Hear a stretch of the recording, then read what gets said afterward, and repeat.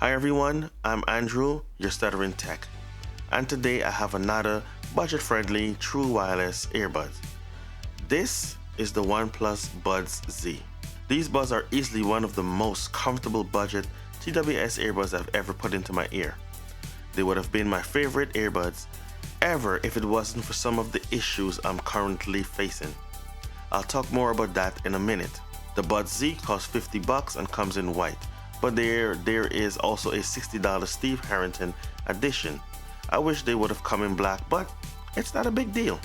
They are IP55 sweat and water resistant, Bluetooth 5.0, up to 10 meters or 33 feet wireless range, up to 20 hours of playtime, which is less than some earbuds in the same price range that I've covered on this channel. On a full charge, each bud will last about 5 hours. They charge via USB Type-C with fast charging. Charge them for 10 minutes and get 3 hours of playtime. As for the design, it's the same as every TWS earbuds that have ever come out in the last several years. They all look like the Apple AirPods but bigger in size. The carrying case has this oblong shape, and on the back has a button that I have only seen on one other TWS earbuds. It is used to setup and factory reset. Connecting these to your phone is as easy as opening the case if you have a OnePlus device or a device with fast pairing.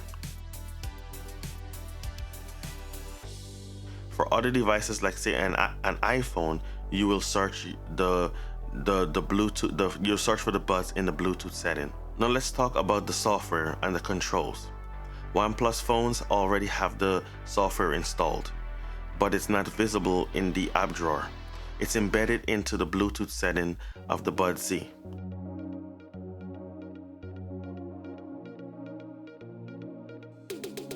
If for some reason it's not installed, go to the Play Store and install OnePlus Buds. For non-OnePlus devices, download the Hey Melody app from your respective app store.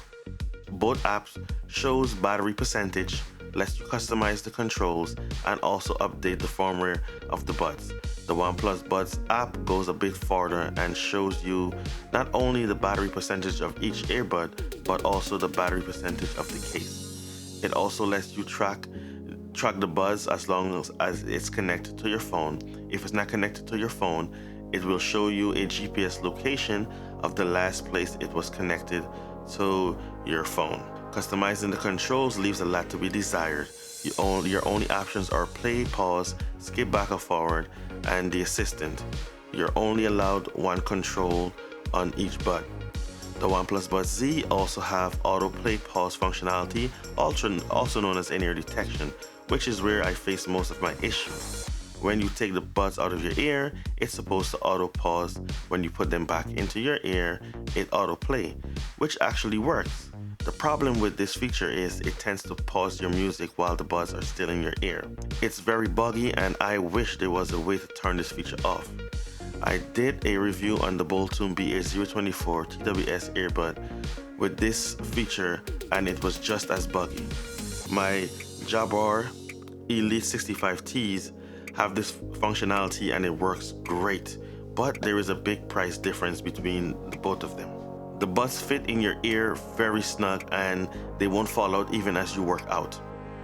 To my ear, they sound great. It has really good bass, though you lose some of that bass as you increase the volume. Inside the box, you get everything you need: the manual, user guide, USB-C charging cable, different size ear tips, and of course the earbuds and the charging case. Now let's go over the pros and the cons of the Buds Z. I'll start with the pros. Number one, the price. For $50, it's a great price for some good sounding budget TWS earbuds. 2, they sound really good and have good bass. 3, they are comfortable and they won't fall out your ear, at least not very easily. And 4, they're so easy to pair. Just open the case and you're good to go. Now for the cons.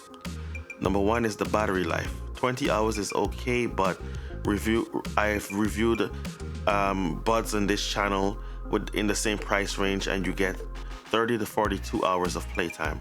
Number 2, the lack of controls. This is not such a big deal. I've learned to deal with it. I use my watch to skip tracks and play and pause my music. Number 3 is the buggy in-ear detection. I hope OnePlus release a firmware update that fix this issue. This is a big issue in my opinion, and for that reason is why I cannot recommend the Buds Z. As I said before, these would have been my favorite. I so wanted to love them, but I cannot get over the buggy in-ear detection. It takes a lot away from what could have been a great pair of in-ear TWS earbuds.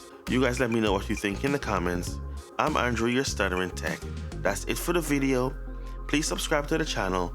A thumbs up will be appreciated.